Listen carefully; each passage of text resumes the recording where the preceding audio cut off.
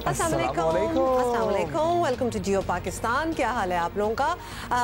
बड़ी खुशी की बात है कि आज एक्चुअली हम खड़े इसलिए नहीं है, ये खुशी की बात नहीं है क्योंकि बाहर काफ़ी बारिश हो रही थी when we were walking to the studio और जूते पानी में डूब गए और थोड़ा सा डिजास्टर हो गया।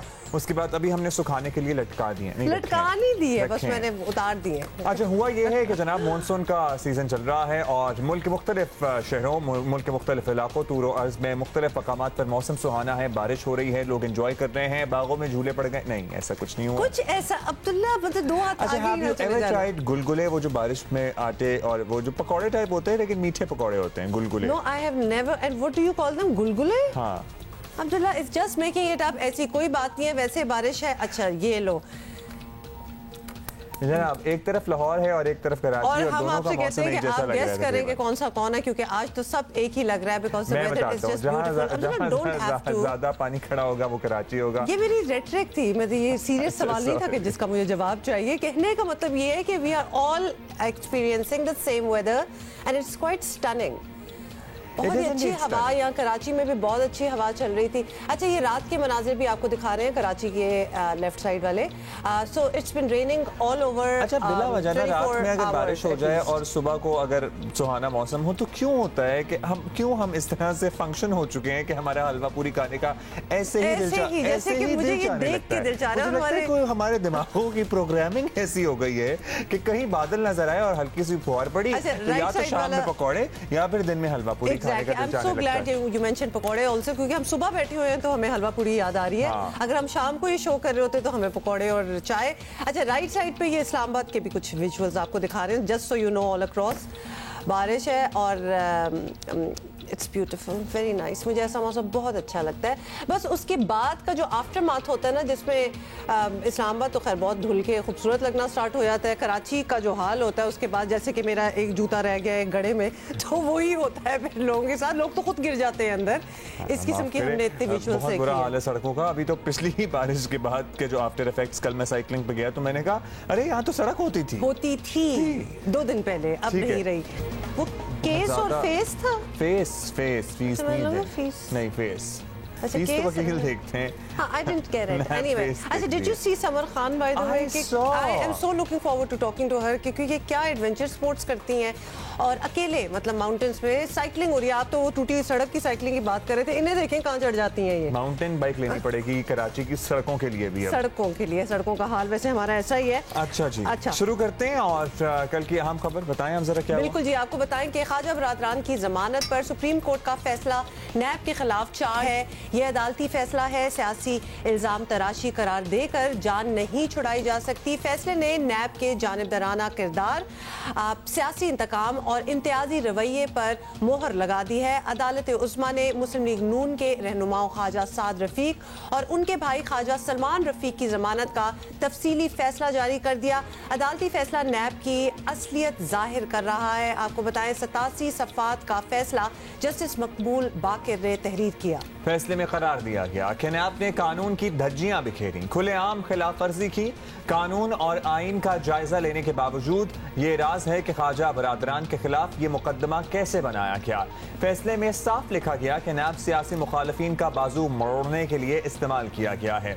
नैब ऑर्डिनेंस पहले दिन से ही इंतहाई मुतनाज़ रहा है। नैब की गैर जानिबदारी पर अवाम का एतमाद उठ गया है। अदालत ने लिखा कि नैब सियासी लाइन के एक तरफ खड़ा है, ऐसे अफराद के खिलाफ कोई कार्रवाई नहीं करता जिन पर बड़े बड़े माली करप्शन के इल्जामात हों, लेकिन दूसरी जानिब कुछ अफराद को गिरफ्तार करके महीनों और बरसों अजियत का निशाना बनाया जाता है। तो बेसिकली बायस्ड कार्रवाई की जाती है। लुब्बे लुबाब यही था और जो केस होता है उसमें दमखम कोई नहीं होता। लेकिन ये अदालती फैसला किसी और के मुंह से अगर कुछ कहा जाता है तो फिर नैब जरा माइंड कर जाता है, ऑफेंड हो जाता है। लेकिन अब तो अदालत की तरफ से ये सब कुछ कहा गया है। अब इसकी इम्प्लीकेशंस क्या हो सकती है, इम्प्लीकेशंस क्या होंगी और जिन लोगों ने ये मुकदमे बनाए, और जाहिर ज़हनी अजियत भी पहुंचती है, रेपुटेशन भी खराब होती है उन लोगों की जिनको इन मुकदमात का सामना करना पड़ता है, उनके खिलाफ भी तो कोई कार्रवाई होनी चाहिए। बिल्कुल, एब्सोल्युटली। और यही हम पता भी करेंगे। हमें ज्वाइन किया है साबिक अटॉर्नी जनरल और साबिक प्रोसिक्यूटर जनरल नैब इरफान कादिर साहब ने। इरफान कादिर साहब, पहले तो अपना तज्जिया दे दें कि ये जो कोर्ट ने कल कहा है और नैब के बारे में बहुत से लोग बहुत सी बातें तो करते थे, लेकिन अब बड़े क्लियर कट एक डायरेक्शन भी मिल गई है of of what the courts think. आप क्या कहेंगे? जी, ये जो कोर्ट की ऑब्जर्वेशंस हैं ये बिल्कुल गौरतलब हैं और बहुत ही अच्छी ऑब्जर्वेशंस हैं और बहुत ज़रूरत थी इस तरह की एक जजमेंट की, एक फैसले की, क्योंकि अब तक ये जो मामला थे इस तरह के नैब के, उनमें काफ़ी एक क्योस पाया जाता था कि नैब को कहाँ लोगों को पकड़ना है, कहाँ नहीं पकड़ना, और ये कि नैब बहुत सारे लोगों को एक शक की बुनियाद पे पकड़ लेता था, जबकि शक का फ़ायदा इस फैसले में कहा गया है कि आप मुल्ज़िम को देना है, एक्यूज को देना है, प्रोसिक्यूशन को नहीं देना।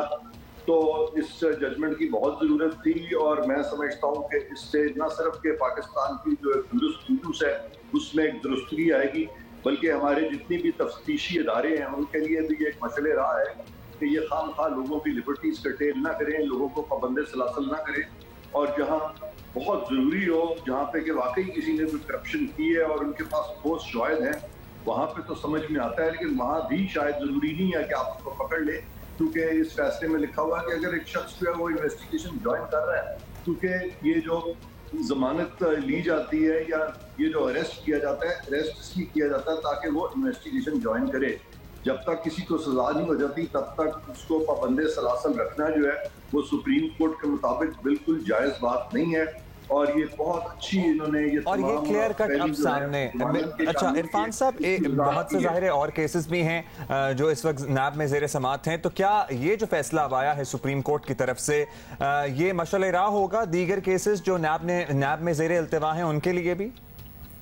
जी बिल्कुल, ये मशअल राह भी है, ये संगीन भी है, और ये बहुत ज्यादती थी कि लोगों को 10-10 माह 15-15 माह वो पाबंदे सलासल रहते थे। और अभी आप शुरू में जो गुफ्तगू कर रहे थे इंट्रोडक्शन में, जिसमें आप कह रहे थे कि जिन लोगों के साथ ये ज्यादतियां हुई हैं क्या उनका मुदावा हो सकता है, इस सुप्रीम कोर्ट की जजमेंट के बाद अगर वो अदालतों में जाके केसेस फाइल करते हैं डैमेजेस के, इसको बुनियाद बना के, और इस पे वो उन लोगों के खिलाफ केसेस फाइल करें जिन्होंने के बगैर अपना ज़ेन अप्लाई किए हुए, बगैर अपना माइंड अप्लाई किए हुए दूसरे लोगों को अरेस्ट किया है, तो मुझे यकीन है कि सिविल अदालतें जो है वो हुकूमत वक्त के खिलाफ डैमेजेस भी अवार्ड करेंगी। अच्छा, आप हुकूमत वक्त का इरफान साहब तस्करा कर रहे हैं, फैसले में साफ लिखा गया है।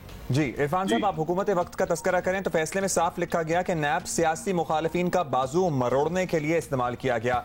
जाहिर है इशारा हुकूमत वक्त की तरफ ही जाता है ना, नैब इस्तेमाल हो रहा है ये भी एक क्वेश्चन मार्क है। जो इस्तेमाल कर रहे हैं उनके खिलाफ भी तो कोई कॉन्क्रीट कार्रवाई फिर होनी चाहिए ना? बिल्कुल होनी चाहिए, और ये बड़े दो टोक अल्फाज में नैब का नाम लेके सुप्रीम कोर्ट ने कहा है। इससे पहले तो हम लोग जब तबसरे भी किया करते थे, मैं भी तबसरा करता था, तो मैं जरूर चेमा को यहाँ किया करता था कि इससे कम से कम लगता है ये जो अरेस्ट हुआ है ये नैब जो है वो उस पर इम्पार्शल नहीं लगता, या इन गार्डेड वर्ड्स में मैं ये बात करता था, क्योंकि मुझे पता नहीं होता था कि वाकई नैब ने ऐसा किया कि नहीं किया। लेकिन अब सुप्रीम कोर्ट ने दो टोक अल्फाज में कह दिया है कि नैब ये सियासी मकासद के लिए भी इस्तेमाल हो रहा है, और ये वाकई एक लम्हा फिक्रिया है। और अभी आप देखें मीर शकील उर रहमान का केस अभी बड़े रिसेंटली हुआ है, उस पर भी एक जनरल तासुर ये उभर रहा है कि उनके खिलाफ कोई केस नहीं है और उनको खामखा इतने देर से इन्होंने पाबंदे सलासल किया हुआ है। और उस पर मेरा ख्याल है कि अब ये इस फैसले के बाद और मीर शकील उर रहमान के साथ जो भी अब तक हुआ है, अकाउंटेबिलिटी कोर्ट को या जो भी अदालत है उनको चाहिए अब ऊपर जाएं, और इस फैसले की रोशनी में मीर शकील उर रहमान को मैं समझता हूँ कोई वजह नहीं है कि अब उनकी जमानत ना हो। न सिर्फ जमानत उनकी होनी चाहिए, बल्कि उनको जो जिन लोगों ने ये तमाम केसेस बनाए हैं उनके खिलाफ या जो उनको अरेस्ट किया गया, जबकि बहुत से केसों में रेफरेंस फाइल होने के बावजूद लोगों को अरेस्ट नहीं किया जाता, लेकिन मीर शकील उर रहमान को अरेस्ट किया गया। ये सब हमारी जो कानूनी राय है, पाकिस्तान के जितने लीगल स्टॉलवर्ड्स हैं, बशमूल मैं तो खैर एक अदना सा अपने आप को समझता हूँ लीगल एक्सपर्ट, बशमूल मेरे, मैं समझता हूँ कि ये बिल्कुल गलत तरीके से इनको अरेस्ट किया गया है, गैर कानूनी तौर पे अरेस्ट किया गया है। और इस जजमेंट के बाद सुप्रीम कोर्ट को भी चाहिए इसका नोटिस ले, और मैंने तो इससे पहले भी कहा था कि चीफ जस्टिस ऑफ पाकिस्तान को सुओ मोटो नोटिस लेना चाहिए ताकि मीर शकील उर रहमान साहब पे जो ज्यादती हो रही है उसका तदारक हो सके। जी, इस तरह बहुत से और भी केसेस हैं, और अगर केस इन पॉइंट का भी हम बात कर लें तो ख्वाजा बरादरान की बात कर लें, इसका फ्यूचर क्या होगा? जहां अदालत ये कह दे कि इस किस्म की चीज़ें हो रही हैं तो नैब पे बर्डन ऑफ प्रूफ फिर आ जाता है कि अगर आप उनको लेके गए हैं, आपने इनको रखा है, तो अब आप प्रूव करें कि इन्होंने कुछ किया था। अब ये रैप अप किस तरह होंगे ये सारे केसेस? और ये तो इस वक्त प्रेजेंट केस है, बहुत से और भी आपने जिक्र कर दिया, पास्ट के भी जो केसेस हैं वो भी सामने आ सकते हैं कि भाई हमारा भी फैसले सही नहीं हुए। आपने ये बिल्कुल सही कहा है कि इसका जो इम्पैक्ट है सारी चीज का, अब वो क्या होगा, उसके बिल्कुल दूरस्थ नताइज होंगे। और ये अब बहुत से लोग जो कि इस तरह के केसेस में जो बेचारों को अंदर 8-8, 10-10 माह से अंदर रखा गया है, तो ये हरगिज ना कानून का मंशा है ना आइन का मंशा है। तो मैं समझता हूँ कि वो लोग जो है अब न सिर्फ के वो लोग उनकी दादरसी हो सकेगी अदालतों से, क्योंकि अदालतों को भी सुप्रीम कोर्ट ने बहुत ज्यादा ये गाइडेंस दी है कि आप इस तरह के केसेस में लोगों की जमानतें मत रोकें, उनकी जमानतें करें, तो आप उनकी जमानतें भी होंगी। और मैं समझता हूँ कि नैब का कानून में खातर खास तब्दीलियां भी होंगी, और पार्लियामेंट जो है वो भी इस पर मुझे उम्मीद है कि आइंदा आने वाले दिनों में गौर करेगी और इसमें जो भी इम्प्रूवमेंट्स हैं कानून में वो की जाएंगी, ताकि इनोसेंट लोग जो हैं वो बेचारे, उन इनोसेंट के बारे में तो बहुत ज्यादा कंसर्न एक्सप्रेस किए हैं सुप्रीम कोर्ट ने, तो उन इनोसेंट लोग जो है वो कोशिश होगी कि अब वो ना पकड़े जाएं और कानून में बेहतरी आए। और जैसे मैंने शुरू में कहा था कि ये वाकई एक संगे मील है ये जजमेंट जो है, क्योंकि मैं तो खुद बड़ी देर से इंतजार कर रहा था इस तरह के किसी फैसले का। मेरे ये तमाम व्यूज जो मैं एक्सप्रेस करता था वो यही थे जो सभी लोग, इरफान साहब, सभी लोग बड़ा मोहतात अंदाज में अपनी राय का इजहार करते थे, जाहिर है क्योंकि फिर नोटिस भी आ जाते थे, पैमरा भी जरा एक्शन में आता था। अब ये बताइएगा कि ये तो चार्जशीट आ गई है सुप्रीम कोर्ट की तरफ से, तो नैब चेयरमैन साहब वैसे तो उन्हें इससे पहले जो वीडियोज वगैरह रिलीज हुई थी उस पर भी परेशान होना चाहिए था, लेकिन अब तो वाकई परेशान होना चाहिए। और नैब की साख को बहाल करने के लिए या बेहतर करने के लिए क्या कर सकते हैं वो? मैं समझता हूं कि चेयरमैन नैब को इस वक्त फौरी तौर पर यह चाहिए कि अगर उनसे कुछ कोताहियां हुई हैं, कुछ गलतियां हुई हैं, तो कौम को कॉन्फिडेंस में लेके इन गलतियों को माने और नैब के इदारे की गलतियों को माने, और लोगों को ये कॉन्फिडेंस में लेके ये अश्योरेंस दें कि हम नैब को बेहतर करेंगे, ठीक करेंगे।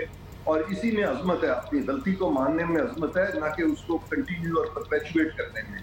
क्योंकि सुप्रीम कोर्ट के इस जजमेंट के बाद मैं नहीं समझता कि नैब का कोई भी जो ऑफिसर है वो इस तरह की गलतियां जो है आने वाले दिनों में अब परपेचुएट कर सकेगा। बहुत मुश्किल हो जाएगा, क्योंकि अब पाकिस्तान की जूरिस्प्रूडेंस जो है खास तौर पे अरेस्ट और बेल के मामले में मैं समझता हूँ करप्शन मैटर्स में सही सिमत पर चल पड़ी। अच्छा इरफान कादिर साहब, that is a tall order के गलती मान लेना और फिर उसके बारे में अपोलोजाइज करना, उसका भी हमने कोई ख़ास प्रेसिडेंट ऐसा देखा नहीं। और इस पोजीशन पे जिसकी हम बात कर रहे हैं, यू थिंक कि कोई डिमांड्स ऐसी की जाएंगी अब नैब चेयरमैन के हवाले से कि शायद उनको इस्तीफ़ा दे देना चाहिए, कुछ इस किस्म के, मतलब कहने को तो या फिर स्पेशली इस रूलिंग के बाद, अदालत की इस रूलिंग के बाद जस्टिफिकेशन भी मिल सकती है अगर इस्तीफ़ा मांगा जाए? देखिए, इस्तीफा जो है वो तो नैब चेयरमैन की अपनी मर्जी है कि वो दें या वो ना दें, उनको फोर्स नहीं किया जा सकता।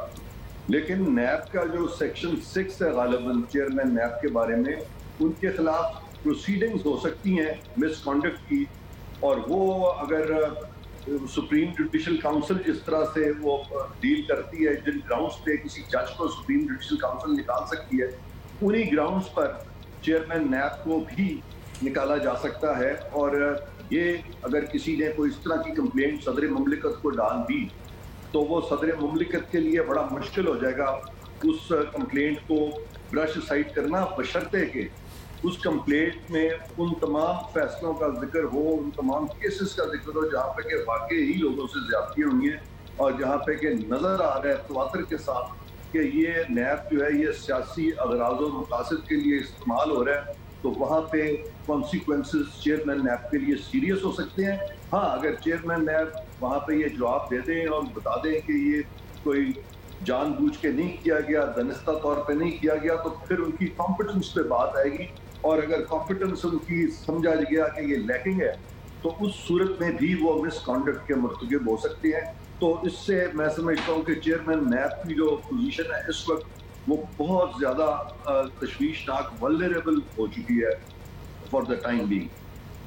ऑलराइट जी, बहुत शुक्रिया आपका। इरफान कादिर साहब, साबिक अटॉर्नी जनरल, साबिक प्रोसिक्यूटर जनरल नैब, हमारे साथ मौजूद थे। Samar, thank you so much for joining us. We are already impressed by what all you are doing. तो आपकी साइकिलिंग से पहले बात कर लेते हैं कि बचपन की हद तक तो साइकिल चलाना, अब्दुल्ला का तो अभी भी बचपन चल रहा है, उन्होंने तो अभी नई नई साइकिलिंग करना शुरू की है।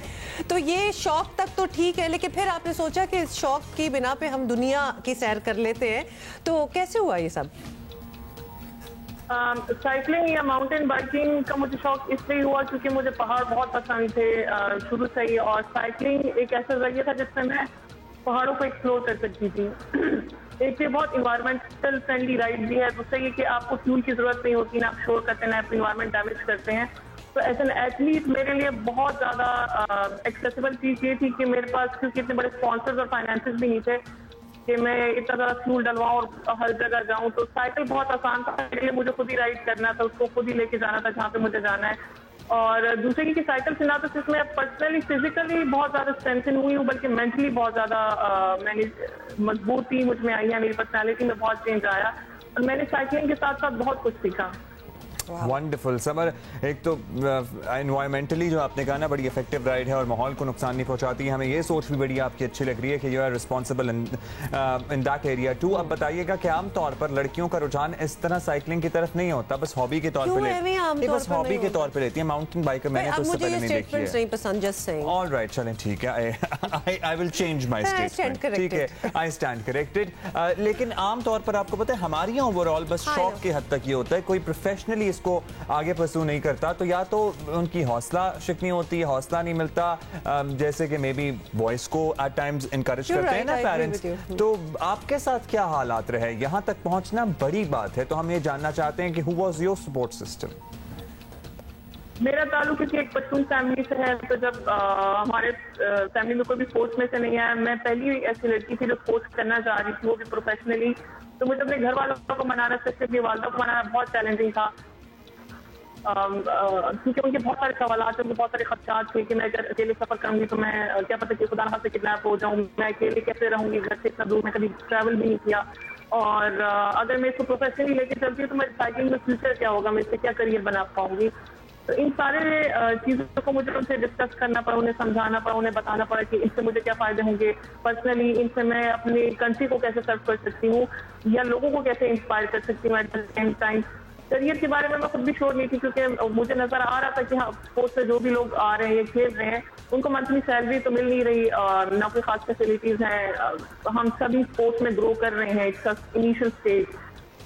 लेकिन खैर कुछ महीनों के बाद, मेरे एक्सपेक्टेशन के बाद, जब मेरी वालदा ने, मेरे घर वालों ने देखा कि ये चीज़ों को मैनेज कर रही है और उसको सीख रही है, आगे बढ़ रही है और इसको रिस्पेक्ट भी बहुत ज़्यादा मिल रही है माशरे से, तो उन्होंने रियलाइज किया कि ये कुछ पॉजिटिव कर रही है और हमें इसे सपोर्ट करना चाहिए। तो विद टाइम अल्हम्दुलिल्लाह मुझे उनका सपोर्ट जरूर मिला है, लेकिन अभी भी स्टिल हमारी जो एक्सटेंडेड फैमिली है गांव में, बीच की कम्युनिटी, वो इस चीज़ को एक्सेप्ट नहीं करती ना मैं अभी फिलहाल भी में साइकिलिंग कर सकती हूँ। अच्छा Samar, I totally agree with you. और खास तौर पे जो कंसर्न्स आपने बताया ना, जो फैमिली के कंसर्न्स है, अकेले जाना, मतलब किडनैप भी हो जाना, छेड़ाछाड़ी भी हो सकती है, गुम भी सकता है इंसान, बहुत से कंसर्न्स हो जाते हैं। और खास तौर पे जब आपकी बच्ची बाहर जा रही हो तो बिल्कुल ही पहले खतरे याद आते हैं और फिर याद आता है कि कोई achievement, good on your parents and your family कि उन्होंने फिर भी आपको इतना सपोर्ट किया, इनकरेज किया।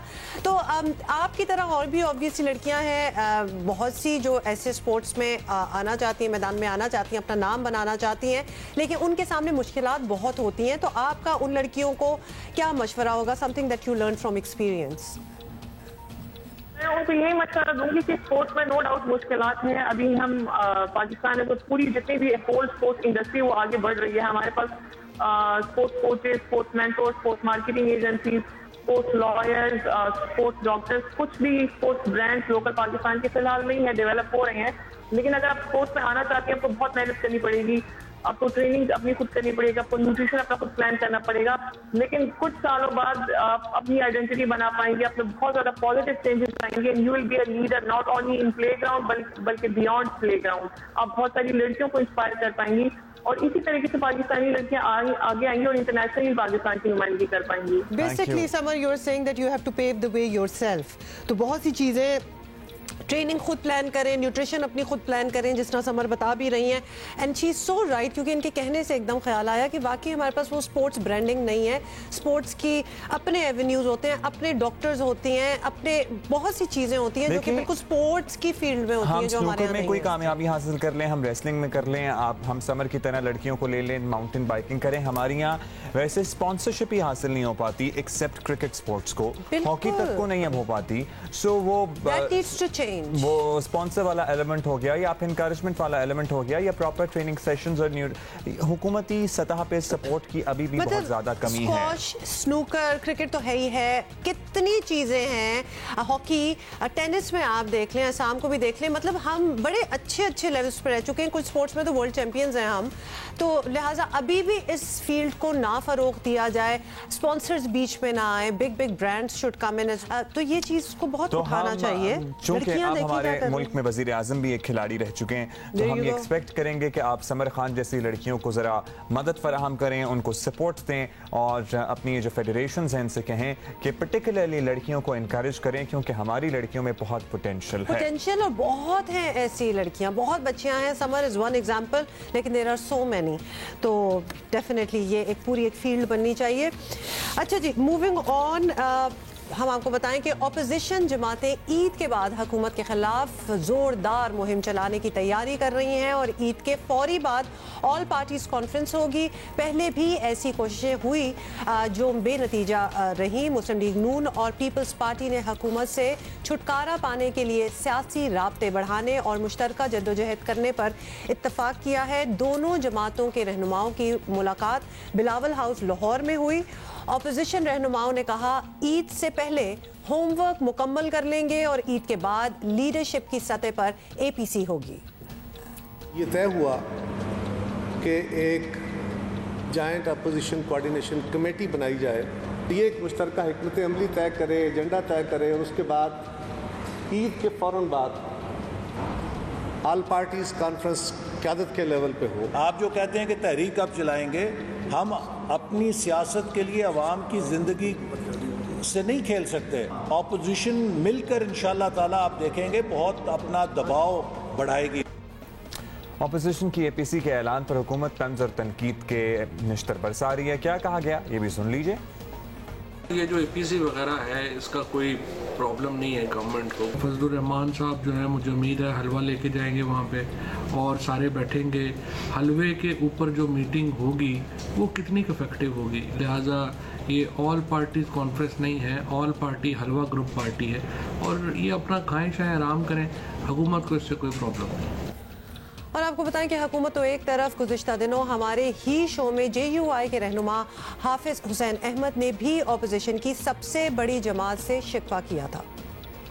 गिला भी है, शिकायत भी है और हमने बरमला इसका इजहार किया है। जो पोजीशन अपोजिशन की बड़ी जमात का है उस पोजीशन पे हमें हमारे दोस्त जो है मुस्लिम लीग नून के नज़र नहीं आते। फिर मियां नवाज शरीफ साहब की यहाँ से रवानगी और फिर उनके वहाँ रहना और फिर जनाब शहबाज शरीफ के मामलात, ये तमाम बातें कौम के सामने हैं। ऑपोजिशन जमातें मौजूदा हुकूमत के खिलाफ पहले भी इकट्ठी हुई, लेकिन ज़्यादातर ज़ुबानी दावों से बात आगे ना बढ़ सकी। एक मौलाना फजलुर रहमान थे जो लोगों को लेकर इस्लामाबाद पहुंचे थे, लेकिन ऑपोजिशन की दीगर जमातों की शिरकत बस अलामती ही रही है। ऑलमोस्ट नहीं थी, वैसे ऑलमोस्ट नहीं थी। और ये भी मौक़िफ़ आता रहा है ऑपोजिशन पर्टिकुलरली मुस्लिम लीग नून की तरफ से कि इनको हुकूमत को, किसी भी हुकूमत को सियासी शहीद नहीं करना चाहिए और बाद में सिंपैथीज़ ताकि कोई हासिल ना कर सके। अपनी परफॉर्मेंस से ही लोगों के सामने चट्टा जो खुले वो खुले। अच्छा, यही बात होनी है, लेकिन उससे पहले हम ब्रेक लेंगे और ब्रेक के बाद हमें ज्वाइन करेंगे PMLN के तलाल चौधरी साहब और PPP के चौधरी मंजूर आफ्टर दिस ब्रेक। और लगता यही है कि ऑपोजिशन जमातें जो हैं वो ईद के बाद का कोई प्लान कर रही हैं। अच्छा, इस बार कितनी सीरियस हैं ये उन्हीं से पूछ लेते हैं। बिल्कुल, यही तो हमने बात करनी है और आपको बताया था कि मुस्लिम लीग नून के रहनुमा तलाल चौधरी साहब ने हमें ज्वाइन किया है और साथ ही पीपल्स पार्टी के रहनुमा चौधरी मंजूर साहब हमारे साथ हैं। तलाल साहब, आपसे सबसे पहले बात का आगाज करते हैं। मुस्लिम लीग नून और पीपल्स पार्टी ने एक बार फिर प्लान बनाया है कि ईद के बाद बैठेंगे और हुकूमत को घर भेजने की मुहिम शुरू कर देंगे। तो ये सब कुछ पहले हो चुका है, वैसे just a reminder for you. तो क्या करना है इस बार? How is it going to be different? Rahman Rahim, एक तो मेरा ख्याल है कि ये जो अपोजिशन का इत्तेहाद और खुसूसन पीपल्स पार्टी और पाकिस्तान मुस्लिम लीग नून को लोग अंडर एस्टिमेट ना करें, और इनको घर भेजना कितना मुश्किल हो सकता है। इनके सियासी तौर पर मुशर्रफ साहब इनसे कुजा मजबूत थे और लोग समझते थे कि वो कभी घर जा ही नहीं सकते। जब हम इकट्ठे हुए थे तो वो भी घर चले गए थे। तो मुशर्रफ साहब का जो पोलिंग एजेंट इमरान खान है, इसको घर भेजना तो कोई इतना मुश्किल नहीं है, मगर हम ऐसा नहीं चाहते कि इसको कहीं इस तरह लगे कि सियासी तौर पर ये शहीद हो गया है। और हमने इनको एक मौका दिया है, और मौका देने के बाद अब हम चाहते हैं कि आईनी रास्ते से अर्ली इलेक्शन की तरफ जाएं। हम सिर्फ इनको गिराना नहीं चाहते। अगर इनको गिराने का मकसद होता तो ये तो अपने वजन से तकरीबन गिरने वाले हैं, और अपोजिशन जो है इनको गिराने की कम नए इलेक्शन के लिए ज्यादा कोशिश है। सो हमारा टारगेट नया इलेक्शन है। इनको गिराना होता तो शायद ये पहले ही गिरा देते। अच्छा, आप कह रहे हैं जी इनको गिराना नहीं चाहते, नए इलेक्शन की तरफ हम कोशा हैं। हम चौधरी साहब से पूछते हैं। चौधरी साहब, मुस्लिम लीग नून और चौधरी मंजूर साहब, मुस्लिम लीग नून और पीपल्स पार्टी ने एक बार फिर राब्ते के लिए एक बार फिर मिलकर हुकूमत के खिलाफ प्रेस कॉन्फ्रेंस और एक बार फिर ये तय किया है कि ईद के बाद मिलकर बैठेंगे। तो ये हुकूमत के खिलाफ मुलाकातें करने, ऑल पार्टीज कॉन्फ्रेंस प्लान करने और इन सब चीज़ों से आपको लगता है कि कोई टफ टाइम वाकई हुकूमत को दिया जा सकता है, या फिर इवन नए इलेक्शन की तरफ भी राह कोई हमवार हो सकती है इन सारी चीज़ों से? देखिए, ये बात एक अपनी जगह पे मुसलमा है। पाकिस्तान पीपल्स पार्टी और मुस्लिम लीग नून ने इस वक्त जो आज मीटिंग की है, उसके नतीजे में ये बात दुरुस्त है कि पहले बहुत सारी APCs हुई हैं, लेकिन फैसला कुन मरले में नहीं गए। अब इस वक्त सूरत हाल ये है कि सब लोग मिलकर, तमाम जमातें मिलकर जब करेंगी तो उसमें तमाम ऑप्शंस हम देखेंगे। सिर्फ ये नहीं है कि हम कोई बैठ रहे हैं, मिल रहे हैं आपस में और उसके बाद हमने कुछ करना नहीं है। ये APC जो है इसका एक लाजमी जुज़्व होगी और एक लाजमी हिस्सा होगी, और उसके बाद हम देखेंगे आगे एक लायामल तय करेंगे और उसके अंदर से बहुत सारी नई चीज़ें भी निकलेंगी। अच्छा, तो फिर चौधरी साहब ये भी बता दें कि अगर ये तय है कि वज़ीर आज़म को घर भेजना है तो इसके लिए जमहूरी और आइनी रास्तों ही को इख्तियार किया जाए, तो अदालतें भी तो मौजूद हैं, मतलब बहुत से आपके पास एवेन्यूज हैं, इस तरफ क्यों नहीं कोई देख रहा? बिल्कुल, हम तमाम ऑप्शंस अपनाएंगे। उसमें अदालतें भी हैं, उसमें सारा कुछ है। उसमें जहाँ पे अदालत जाने का मौका होगा वहाँ पे अदालत में जाएंगे, और जहाँ पे बाकी अदम एतमाद की तहरीक या जो भी फैसला APC मिलकर करेगी, इसीलिए APC मिल रही है, तमाम जमातें मिल रही हैं, और उससे पहले एक जॉइंट अपोजिशन कोऑर्डिनेशन कमेटी मिलेगी जो APC का टाइम, जो वक्त, दिन और उसका एजेंडा और सब कुछ तय करेगी। तो उसमें ये फैसला होगा और उसमें सारे ऑप्शंस इस्तेमाल करेंगे। बिलावल साहब ने तो यहाँ तक कहा है कि अगर SOPs के साथ हमें जाना पड़ा, एहतजाज में जाना पड़ा, तो हम वो भी जाने के लिए तैयार हैं। अच्छा, तलाल साहब आपसे जानना चाहते हैं कि इससे पहले जो हमने देखा कोई इतना अच्छा ट्रैक रिकॉर्ड है नहीं इस हुकूमत के खिलाफ एहतजाज में मुस्लिम लीग नून का। JUIF के हाफिज साहब भी हमसे शिकवा कर रहे थे, हमने सुनाया भी, हाफिज हुसैन अहमद साहब। अब ये बताइएगा कि मुत्तहिदा अपोजिशन वक्त आने पर मुत्तहिद नहीं हो पाती, यही सब लोग कहते हैं। मुस्लिम लीग नून से तो खैर दीगर जमातों को शिकायत भी है, एहतजाज वगैरह में आपकी पार्टी लीड नहीं करती इस तरह नजर आती। इससे पहले जो हो चुका है वो तो सबके सामने ही है। क्या इस दफा मुकम्मल वाज़ेह पॉलिसी है जो होगा उसमें आप आगे आगे होंगे, लीड करेंगे, या फिर इस मर्तबा भी क्रीज के अंदर ही खेलेंगे? देखिए, एक तो मुस्लिम लीग नवाज जो है वो जो कमिट करती है उस पे अल्लाह की मेहरबानी से पूरा उतरती है। जॉइंट अपोजिशन ने जहां हमें खड़ा किया है हमने वो रोल प्ले किया है। मैं थोड़ा सा लोगों की याद दहानी करवा दूं कि पाकिस्तान में एक तहरीक जो कि माजी में कामयाब हुई है, उनमें एक बहुत बड़ी तहरीक जो थी वो अदलिया बहाली की तहरीक थी, जजेस की बहाली की तहरीक थी। उसमें सिर्फ नून लीग निकली थी, और फिर अल्लाह की मेहरबानी से आपने देखा कि अभी गुजरांवाला पहुंचे थे तो जजेस बहाल हो गए थे। तो नून लीग की जो कमिटमेंट और उसकी जो पॉपुलैरिटी है, और मेरा ख्याल है इंशाल्लाह ताला आपको नजर आएगा कि इस दफा भी अवाम की जो तर्जुमानी है और उनकी इस वक्त जो हालात हैं और वो जिस तरह अवाम चाह रहे हैं कि इस तब्दीली से उनकी जान छुड़ाई जाए, तो इंशाल्लाह नून लीग इस दफा भी आपको फोर्थ फ्रंट पे सबसे आगे नजर आएगी। चलें, फोर्थ फ्रंट पे नजर आएगी, लेकिन बाज ऑपोजिशन जमातों को शिकायत है कि कमिटमेंट से आप जरा इधर उधर हो जाते हैं। लेकिन अब वो कह रहे हैं ना, they are very very sure about what they are doing. Talal Chaudhry साहब, चॉय मंजूर, बहुत शुक्रिया आपका। बाय द वे, अभी हमें ब्रेक तो लेनी है, लेकिन ब्रेक के दौरान मुझे पढ़ने को मिला कि बीगो कोई ऐप थी जो बंद हो गई। What was Bigo? I never got to know about it. जो बंद हो गई? हाँ, कोई वीडियो स्ट्रीमिंग ऐप है और टिकटॉक पे भी जरा वीडियो कॉन्वर्सेशन ऐप। अच्छा, और टिकटॉक को भी हतमी नोटिस जो है ना अब मिल चुका है, तो इस पे आपकी क्या राय है? आप जरा हमें लिख के बताइएगा। अच्छा, bye the way, it was a video conversation app, ये अभी कान में बताया गया। I don't know about it दो। अच्छा, हमने आज सच प्रोग्राम में शायद इत्तेफाक नहीं हुआ जिक्र करने का, लेकिन ये जो खैरपुर वाला वाकया है इस पे हम तफसील से बात तो करेंगे ही, लेकिन ओवर द वीकेंड जब ये विजुअल्स आ रहे थे और ये खबर जब सामने आई, एक्चुअली मैं 2 दिन डिस्टर्ब्ड रहा हूँ। I could not sleep at night, मुझे रात में नींद नहीं आ रही थी। वो विजुअल्स मेरे सामने, यू नो, आपके इर्द गिर्द बच्चे होते हैं, आपकी फैमिली के बच्चे होते हैं, आप फौरन से चीज़ें रिलेट करना शुरू कर देते हैं कि खुदा न खास्ता इसकी जगह मेरा बेटा होता, मेरी भतीजी होती, मेरा भांजा होता, मेरा भतीजा होता, मेरा कोई भी होता तो क्या होता। इस सोच से ही आपके पैरों के नीचे से जमीन निकल जाती है। We'll talk more about that later in the show, क्योंकि बड़ा मुश्किल है इस पे बात करना, तो हम तभी बात करेंगे जब एक्चुअली इसकी बात करनी है। फिलहाल आप टाइगर फोर्स को ढूंढ रहे थे, तो आए ढूंढते हैं मिलके दोनों, और खबर तो आपको बताते हैं, लेकिन I just wanted to disclaimer. गाने आ रहे हैं ना जो हीरो हीरोइन को ढूंढ रहे होते हैं, but you know what, I am going to give the benefit of doubt. इस वक्त जो व्यूअर्स हमें देख रहे हैं, उसमें से अगर आप भी मेंबर ऑफ टाइगर फोर्स हैं और आप भी बहुत कुछ कर रहे हैं, डू राइट इनटू अस। अगर आपको लगता है कि लोग नहीं मान रहे या you need to change somebody's mind, please change our mind. I am willing to change my mind, लेकिन कोई सामने और तो हम आपसे ये भी जानना चाहेंगे कि आपके ख्याल में पाकिस्तान में जो कोरोना कंटेन हुआ है, अल्लाह ताला का फजल तो है, लेकिन इसमें और किसी का भी कोई अमल दखल है? मेरा ख्याल है कि नहीं, बस नेचुरली हमारे साथ ये अल्लाह का करम हुआ है। लोगों ने बड़ी एहतियात की, लोगों ने एहतियात की, लेकिन आज सच क्या पॉलिसी नजर आई है एक्सेप्ट टाइगर फोर्स? चले, एनीवे उसी पे बात कर लेते हैं। पहले तो टाइगर फोर्स की बात करें कि वजीर आजम टाइगर फोर्स की कारकर्दगी पर खुश और मुतमईन है, मगर सवाल ये है कि टाइगर फोर्स जो भी काम कर रही है वो दिखाई क्यों नहीं दे रहा? ये बहुत बड़ा सवाल है। वेट करो ना, पहले हम जरा बेनिफिट ऑफ डाउट दे दें, तो कम से कम कराची, लाहौर समेत बड़े शहरों में ही सही ये रजाकार नजर तो आए। वजीर आजम ने ईद के फौरी बाद टाइगर फोर्स डे मनाने का फैसला किया है। गुज़िश्ता रोज वजीर आजम से उस्मान डार और मलिक अमीन असलम से मुलाकात हुई थी उनकी, जिसमें टाइगर फोर्स के रजाकारों की तादाद बढ़ाने के लिए रजिस्ट्रेशन दोबारा ओपन करने का फैसला किया गया।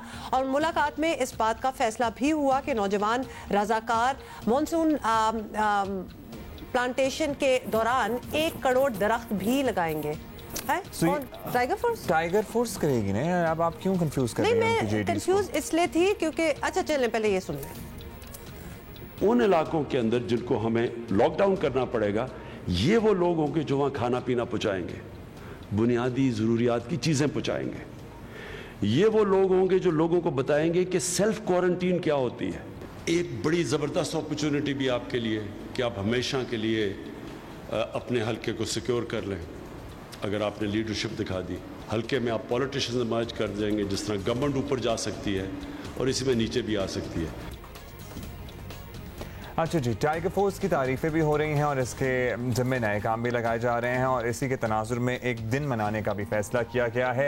चलिए, हुकूमत कह रही है तो टाइगर फोर्स ने वाकई कोई काम किया होगा, लेकिन मसला ये है कि वो काम ज़रा किया है लेकिन अवामी आंखों से ज़रा ओझल सा है, तो इस पर ज़रा पूछ लेते हैं। Maybe we are wrong. और वज़ीर आज़म के मावन खुसूसी उस्मान डार साहब वैसे इतना काम कर लिया कि इनके लिए एक दिन मनाया जा रहा है। अच्छा जी, उस्मान डार साहब, आपसे सबसे पहले तो हम ये पूछना चाहेंगे कि टाइगर फोर्स डे मनाने का ऐलान किया गया है, तो हमारे देखने वालों के लिए और अब्दुल्ला के लिए भी, क्योंकि हम बहुत ये सवाल पूछ रहे हैं कि हुकूमती सतह पे वैसे डॉक्टर्स और पैरामेडिकल के लिए कौन सा दिन मनाया गया था? वो तो खैर हमने हर संडे ऑलमोस्ट शुरू में मनाया ही था। उस्मान डार साहब फिर भी हमारे साथ हैं, उनसे तो ये पूछ लेना कि आप ये बता दें कि बिल्कुल एक अब्रिज्ड फॉर्म में बता दें कि इस फोर्स ने क्या कुछ किया है अब तक, इनकी क्या अचीवमेंट्स हैं, और वो थोड़ी सी एक हमें आप लिस्ट दे दें।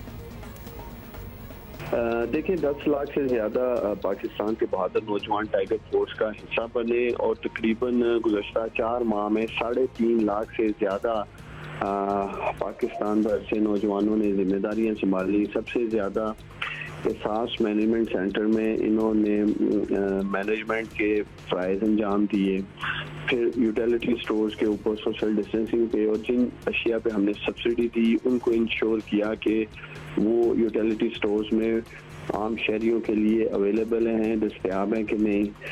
तीसरा, रमज़ान के महीने में मसाजिद SOP सेरे बैसरे मसाजिद खुलनी चाहिए नहीं खुलनी चाहिए। मैं समझता हूँ पाकिस्तान वो वाहिद इस्लामी मुल्क था जिसमें मसाजिद खुली रखी गई माह रमज़ान में, और इसमें कलीदी किरदार अदा किया टाइगर फोर्स ने SOPs को इम्प्लीमेंट करवाने में इंतज़ामिया के साथ, पुलिस के साथ मिलके। इसी तरह राशन डिस्ट्रीब्यूशन में जो मुहैया हजरात अपने इलाकों में, अजला में, तहसील में, शहर में राशन डिस्ट्रीब्यूट करना चाहते थे, लॉकडाउन की बंदिश की वजह से वो नहीं कर पा रहे थे, वहाँ टाइगर फोर्स ने राशन डिस्ट्रीब्यूशन में अहम किरदार अदा किया। अच्छा डॉक्टर साहब, मैंने लिस्ट कर लिया आपने क्या बताया है, तो लिहाजा 3.5 लाख की फोर्स है ये आपने बताया है। तो एहसास प्रोग्राम में मैनेजमेंट की, यूटिलिटी स्टोर्स में जी सोशल डिस्टेंसिंग की मदद की, आइटम्स अवेलेबल थे नहीं थे उनकी शायद लिस्टें की, मस्जिदों में SOPs किए और राशन डिस्ट्रीब्यूशन की। चलें, एहसास प्रोग्राम का काम तो वाकई अच्छा है एक्चुअली अगर किया है तो एहसास प्रोग्राम तो ठीक है, क्योंकि वहाँ पे लोगों को, बुजुर्गों को और गरीब लोगों को ज़ाहिर है अब शऊर की भी ज़रूरत होती है, उनको मैनेज भी करना एक मुश्किल काम होता है बिकॉज हुल्लड़बाजी के भी बहुत चांसेस होते हैं ना। लेकिन अच्छा चलें, डॉक्टर साहब ये बताइएगा कि जब कोरोना के लिए लोग काम कर रहे थे तो डॉक्टर्स की शिकायत नहीं कि अस्पतालों में आते हैं और डॉक्टर्स को कुछ रवैया भी नारवा लगता था इनका कि जैसे कोई दादागिरी चल रही हो, और ब्रीफिंग लेते थे डॉक्टर्स से और काम में रुकावट बनते थे। टाइगर फोर्स के ये लोग किस कानून के तहत ये सब कुछ कर रहे थे बाय द वे? ये वॉलंटियर फोर्स है। पाकिस्तान के ये 10 लाख बहादुर नौजवान एक कौमी जज्बा लेके आ गया है। SOP की इम्प्लीमेंटेशन में मैं समझता हूँ कि बड़ा जबरदस्त किरदार अदा किया वज़ीर आज़म इमरान खान साहब की टाइगर फोर्स ने।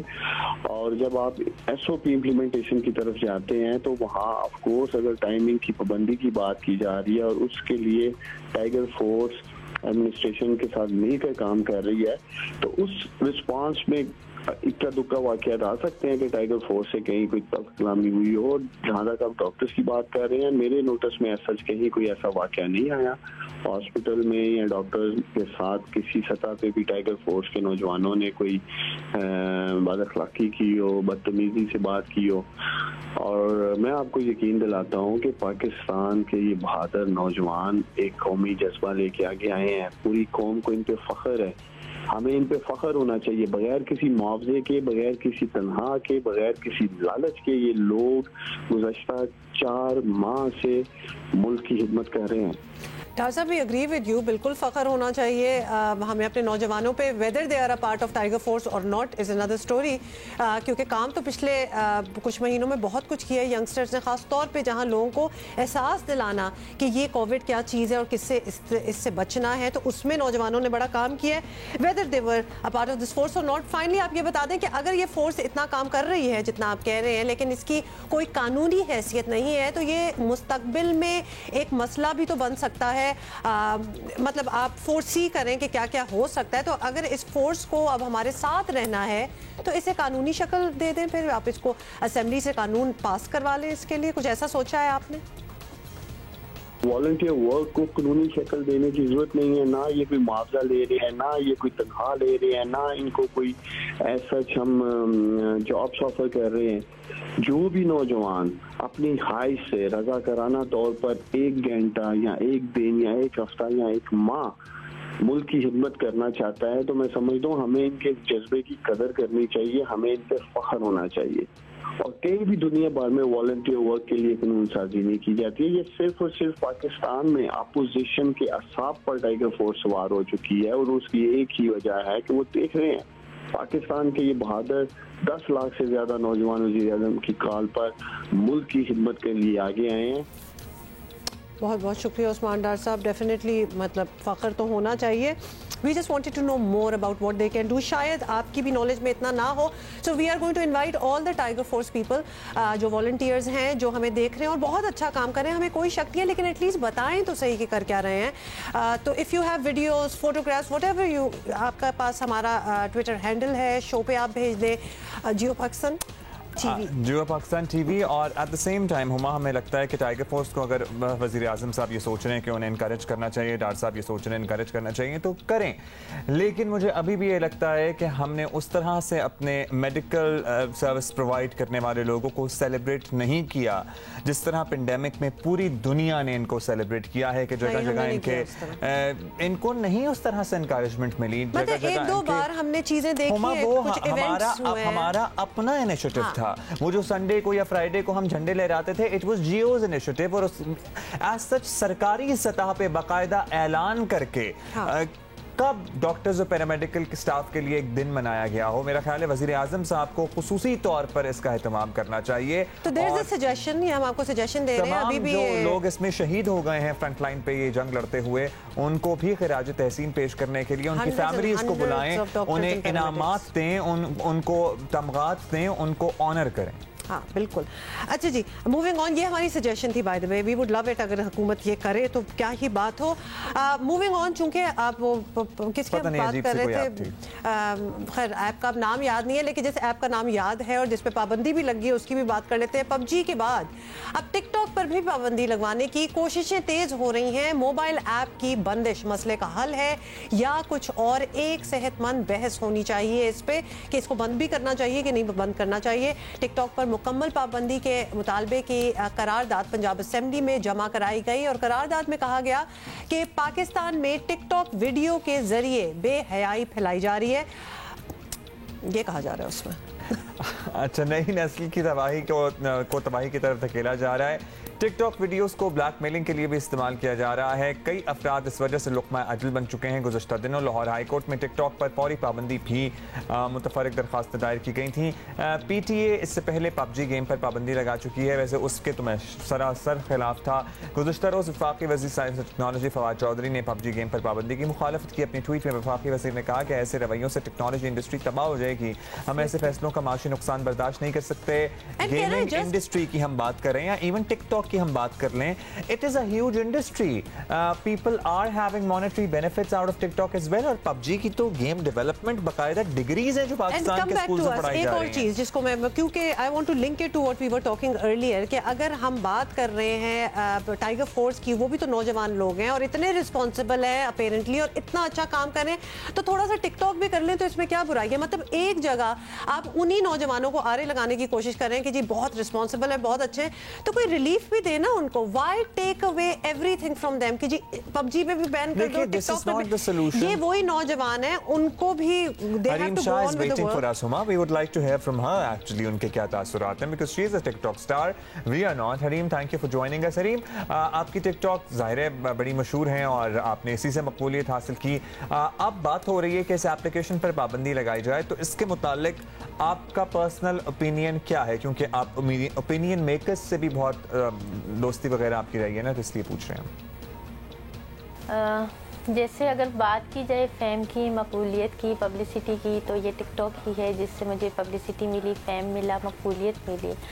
तो जहाँ तक बंद करने का ताल्लुक़ है, तो वो हुकूमत ने अगर एक फ़ैसला किया हमारी अच्छाई के लिए या हमारी यंग जनरेशन को एक चीज़ से बचाने के लिए, क्योंकि टिकटॉक पर कुछ लोगों की वजह से पूरा एप्लीकेशंस ख़राब हो रहा था। कुछ लोग ऐसी वीडियोस बना रहे थे कि जो जान की बाजी भी ले जाते थे और कुछ क्रिमिनल एक्टिविटीज़ और इस तरह की चीज़ें, जिनकी वजह से हमारी यंग जनरेशन तबाही की तरफ जा रही थी। तो अगर हुकूमत हमारी भलाई के लिए, हमारे मफाद के लिए, पूरे मुल्क के मफाद के लिए कोई फ़ैसला करती है तो हमें उनका साथ देना चाहिए और इस फैसले पे एग्री हो जाना चाहिए। अगर बात की जाए अपनी डिज़ायर की, तो मैं अपनी डिज़ायर के लिए या अपनी तस्कीन के लिए कभी भी ऐसा एप्लीकेशन जो औरों के लिए बेस्ट नहीं है या कुछ लोगों की वजह से हमारी यंग जनरेशन को तबाही की तरफ लेके जा रहे हैं, तो मैं कभी भी अपने लिए ये नहीं चाहूँगी कि ये होना चाहिए। अगर हमें हुकूमत वक्त का साथ दे देना चाहिए और इस फैसले को जो है तो एक्सेप्ट करना चाहिए। अच्छा, वैसे कुछ लोगों की वजह से अगर हो रहा है तो फिर उन कुछ लोगों को टैकल करना चाहिए ना, फिर मेजॉरिटी के लिए ऐप क्यों बंद की जा रही है? ये जरा मुझे इख्तिलाफ है। TikTok one of those things, कुछ अरसा आपने किया टिकटॉक, उसके बाद फिर यंगस्टर्स की बात हो रही है, तो यंगस्टर्स का अटेंशन स्पैन भी तो होता है, उसके बाद निकल जाएंगे किसी और चीज़ में चले जाएंगे।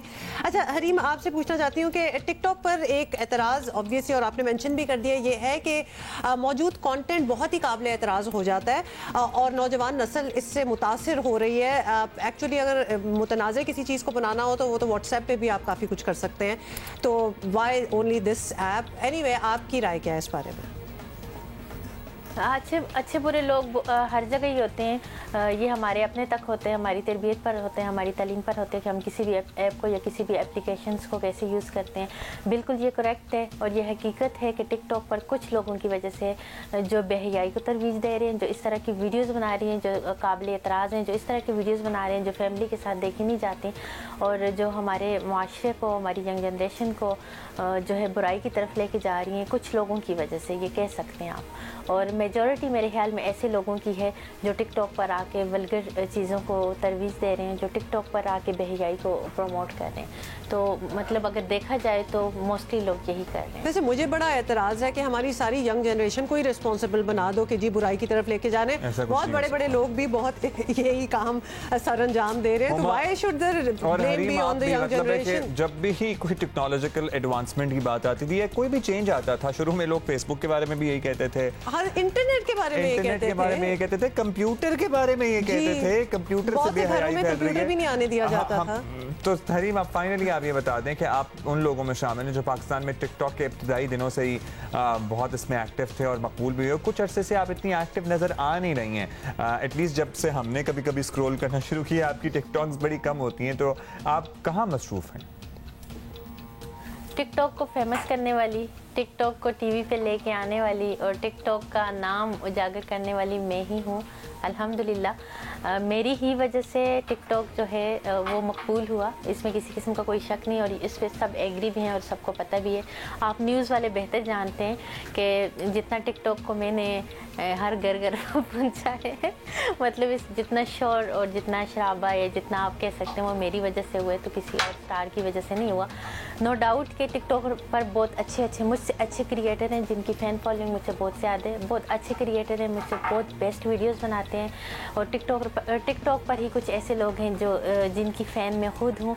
लेकिन अगर बात की जाए टिकटॉक को मतलब टीवी पे लेके आने की या टिकटॉक को की इशात करने की, तो वो वाहिद में ही है। वेरी नाइस हरीम, बड़ी अच्छी तरह आपने रिस्पॉन्सिबिलिटी ली कि you are the one who जिन्होंने फ़रोग दिया पाकिस्तान में टिकटॉक को। लेकिन अब टिकटॉक के खिलाफ इतने लोग हैं तो क्या आप रिस्पॉन्सिबल है? मतलब फिर वो डबल एजेड स्वॉर्ड हो जाती है ना कि जो आप इनकरेज कर रहे हो। की ओपिनियन है जिसका हमें एहतराम है, लेकिन we are surprised to know कि आप भी इस पाबंदी के हक में हैं। आई नो, ये मुझे बड़ी अजीब लगी, जबकि आपका मतलब क्लेम टू फेम ही टिकटॉक है, तो अब आप कह रही हैं टिकटॉक बंद कर दो, तो ये अजीब बात लगी। But thank you so much for giving us time. Hareem Shah was with us. बताएं कि खैरपुर में बच्चों से ज्यादती और नाजेबा फिल्में बनाने का एक और बड़ा स्कैंडल सामने आया है और मुकम्मल हकायक सामने लाने हैं तो पुलिस को हर जाविये से तफ्तीश करना होगी। पुलिस ने मुल्जिम उस्ताद who was a teacher actually, उसको गिरफ्तार करके मुकदमात दर्ज कर लिए हैं और मुकदमात में इंसदाद दहशतगर्दी, टेलीग्राफिक एक्ट, पोर्नोग्राफिक एक्ट होगा, हाँ, और ज़्यादती की दफ़ात शामिल की गई हैं। मुल्जिम रवा साल ही हाई स्कूल टीचिंग से रिटायर हुआ था। वो ट्यूशन पढ़ने के लिए आने वाले कम सिन तालिब इल्मों से जिनसी ज़्यादती करता उनके वीडियोस बनाता था। मुल्जिम सारंग शर को इंसदाद दहशतगर्दी की अदालत ने 2 रोज़ा जिस्मानी रिमांड पर पुलिस की तहवील में देकर पुलिस के मुताबिक मुल्जिम के खिलाफ 3 से ज़ायद मुकदमा दर्ज हैं। मुल्जिम 2015 में डकैती के इल्ज़ाम में नौशेरो फिरोज से गिरफ्तार हुआ था और उन्हीं दिनों की एक वीडियो में देखा जा सकता है कि मुल्जिम सारंग शर ने लॉकअप में कैदियों के साथ महफिल सजाई हुई है। बहुत ही डिस्टर्बिंग विजुअल्स थे। आपका इंसान होना बस काफ़ी है इस विजुअल इस खबर को सुनने के बाद आपकी नींद उड़ाने के लिए। मतलब ये इस किस्म का कैरेक्टर है ये बंदा जो अपने आप को बिल्कुल आंसरेबल नहीं समझता कि मैं कुछ भी कर सकता हूँ और एक्चुअली उसने कुछ भी किया। हमारे नुमाइंदा यासिर फारूकी हमारे साथ है। यासिर, सबसे पहले तो हम जरा क्यूरियस हैं टू फाइंड आउट कि इतने अरसे से जो कुछ भी हो रहा था तो ये सामने किस तरह आया, ये मामला किस तरह सामने आया? किसी बच्चे ने शिकायत की थी या कुछ और हुआ था? जी बिल्कुल, ये मामला सोशल मीडिया की वजह से हाईलाइट हुआ है। सबसे पहले सोशल मीडिया पे मुल्जिम की बच्चों के साथ ज्यादती करते हुए फुटेज सोशल मीडिया पे आई, जो कि तेज़ी के साथ वायरल हुई, जिसके बाद खैरपुर पुलिस एक्शन में आई और उसने मुल्जिम के खिलाफ 2 मुकदमात थाना ठरी मिरवा में फौरी तौर पे दर्ज किए। जैसे ही ये वीडियोस वायरल होना शुरू हुई थी, मुल्जिम फरार हो गया था, जिसे एक रोज़ बाद रानीपुर से गिरफ्तार किया गया था। अच्छा यासर, अब तक पुलिस की कार्रवाई क्या रही है, क्या नजर आ रहा है? एक मजबूत केस बनेगा और मुल्जिम का अपना मौक़िफ़ क्या है?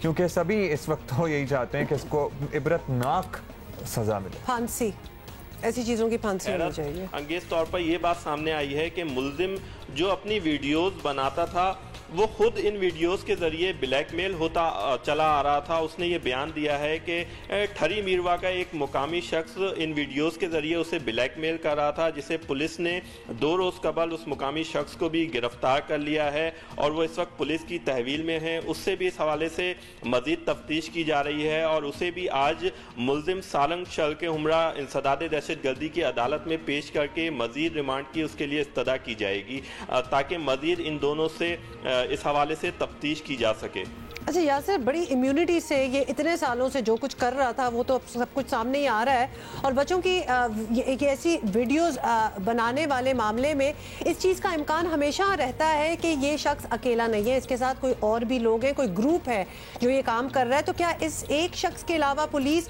किसी तक पहुँच पाई है? कुछ इस किस्म की बातें, खबरें सामने आई हैं कि पूरा एक गिरोह हो, तो अब तक क्या पेशरफ्त हुई है? मुल्जिम का आज 2 रोज़ा जिस्मानी रिमांड ख़त्म हो रहा है, जबकि मुल्जिम को आज दूसरे केस में इंसदाद दहशत गर्दी की अदालत में पेश किया जाएगा। मुल्जिम से जब जिस्मानी रिमांड के दौरान तफ्तीश की गई तो उसने शुरू में तो अपने जुर्म से इनकार किया, ताहम उसे जब वो वीडियोस दिखाई गई और दौरान तफ्तीश ये पता चला पुलिस को कि 5 बच्चों के साथ मुल्जिम ने इस तरह ज़्यादती की है, जिसमें से 4 बच्चे पेश हुए और उन्होंने मुल्जिम की शनाख्त की, जिसके बाद मुल्जिम ने अपना जुर्म का एतराफ़ किया। मैं आपको ये भी बताता चलूँ कि 4 में से 2 बच्चों के वालिदैन इस वक्त भी मुल्जिम के खिलाफ मुकदमा दर्ज कराने को तैयार नहीं है, जबकि पुलिस का ये इसरार है, वो मुसलसल उनसे दरख्वास्त कर रही है कि वो भी इस मुल्जिम के खिलाफ अलग अलग मुकदमा दर्ज कराएं, जिसमें इंसदाद दहशत गर्दी और दीगर दफात को शामिल किया जाएगा, ताकि इसके खिलाफ सख्त कानूनी कार्रवाई की जा सके। और एतराफ़ कर लिया भाई उसने, सबसे बड़ी बात तो ये कि इसने मान लिया है कि इसने किया है, यही कहा है ना यासिन? बहुत शुक्रिया आपका यासिर। आपकी ऐसी बातें सुन के ना एक बोलती सी बंद हो जाती है, और जब आप वो विजुअल्स, ये जिस तरह यासिर भी हमारे कॉरेस्पॉन्डेंट बता रहे थे कि ये चीज़ें सामने कैसे आई, क्योंकि सोशल मीडिया पे वायरल हो गई visuals. Now you know this happens, you know what happens, but if you see something like that तो वो वाकई आपका सिस्टम शॉक में चला जाता है। और वही हो किस पे बंदा एतबार करे? उस्ताद के हुलिये में दरिंदा बन के बैठा हुआ था शख्स, और ट्यूशन भी ना भेजे फिर बंदा बच्चों को, और कहीं भी ना भेजे। और मैं जब कह रही थी ना कि इसका एक ही हल हो सकता है कि इसको सूली पे चढ़ा दो, तो I am sorry, I am not really for capital punishment, लेकिन क्राइम देखेंगे क्या है, मतलब look at what it is. इसको इस पे तो आप मतलब किसी को सही होने का मौका भी नहीं दे सकते, बिकॉज दिस इज, इसमें आप सही नहीं हो सकते। अच्छा जी, एक फुटेज बड़ी वायरल हो रही है एक और, जो कि उकाड़ा से मंजर आम पर आई है, अजीब सा कुछ सिनेरियो सा बन गया, और अच्छा, ये क्या हुआ? 2 ग्राहक हैं जो मोबाइल देख रहे थे और उन्हें आंखों में धूल झोंकना होता है ना, उन्होंने आंखों में मिर्चें झोंक दी बेसिकली। मिर्चें बिल्कुल, वो बिल्कुल एविडेंट था किया क्या, तो और फिर मिर्चें मारी और वो पैकेट या मोबाइल जो भी था वो उठा के भागे। मुझे तकलीफ इस बात की, ये दुकानदार को इतनी दूर भाग के पूरा यू टर्न लेके वापस आना पड़ा। ऐसे ही होते हैं अब दुकानों के सेटअप, कोई फ्रंट में ही तो उसने एग्जिट ढूंढ नहीं रखा। इन्हीं दुकानों पे डाके पड़ते हैं अब्दुल्ला, ऐसे ही लोग आके भागते हैं, तो अपने लिए कोई ओपनिंग तो छोड़ो कि भाग के खुद नैप कर लो। बट हुआ ये कि एंड में वो दोनों पकड़े भी गए, which is great actually. लेकिन वैसे फ्लॉप सा आइडिया था ये मिर्चों वाला। नहीं, मैंने किसी मूवी में देखा है, उस मूवी में it work. It did not work here. खाली मिर्चें भी तो 2 नंबर होंगी ना, तो ये मिलावट नहीं होगी, क्योंकि वो चिल होके भाग रहा है, उसको वो कोई सर नहीं पकड़ के बैठ गया। I was saying he should have had an opening from this side also, ताकि वो पकड़ लेता। अभी हम आपको जल्दी से ये भी बताना चाहते हैं कि कोरोना वायरस की वजह से रवा साल ऑस्ट्रेलिया में स्केड्यूल्ड T20 वर्ल्ड कप मुलतवी कर दिया गया है। इंटरनेशनल क्रिकेट काउंसिल ने इजलास के बाद ऐलान कर दिया है फाइनली ICC के मुताबिक वर्ल्ड T20 इवेंट्स अब 2021-2022 में होंगे, और 2021 का वर्ल्ड T20 भारत में होना था। भारत में होने वाले को 2023 वनडे वर्ल्ड कप की तारीख को भी कुछ 6 माह आगे बढ़ा दिया गया है। अब 2023 का वर्ल्ड कप फरवरी मार्च के बजाय अक्टूबर और नवंबर में होगा। समझ आया आपको? वापस आए जरा इस पे, मेरी कुछ थॉट्स हैं इस पे। मैं जाते जाते कह दूं कि चेक आउट द प्लानिंग। किसने सोचा था ये 2020 में क्या होने वाला है कि हम 23 की बातें करें, बस कर दें, जब होना होगा तो हो जाएगा। मतलब दिस इज गोइंग टू फार। और बिसाइड्स इस साल से हमें समझ नहीं आ जानी चाहिए कि इतनी प्लानिंग मत करो। और इसीलिए अच्छा, मेरा और हमारे दोनों के साथ ये होता है जब कोई भी हमें इंटरव्यू में पूछते हैं अगले 5 साल में आप क्या करना चाहते हैं। ये हमसे रिसेंटली किसी ने पूछा है कि 5 साल का क्या है मंसूबा। मतलब प्लीज माफ कर दे, 5 दिन का नहीं पता तो 5 साल का मंसूबा बनाएंगे। ये पता है कि कल हम आपसे मिलेंगे इंशाल्लाह, जरूर इंशाल्लाह जनाब। और मास्क पहनिए, अपना ख्याल रखिए और एंड एंजॉय द वेदर। बड़ा अच्छा भी हवा चल रही है। ओके, टाटा।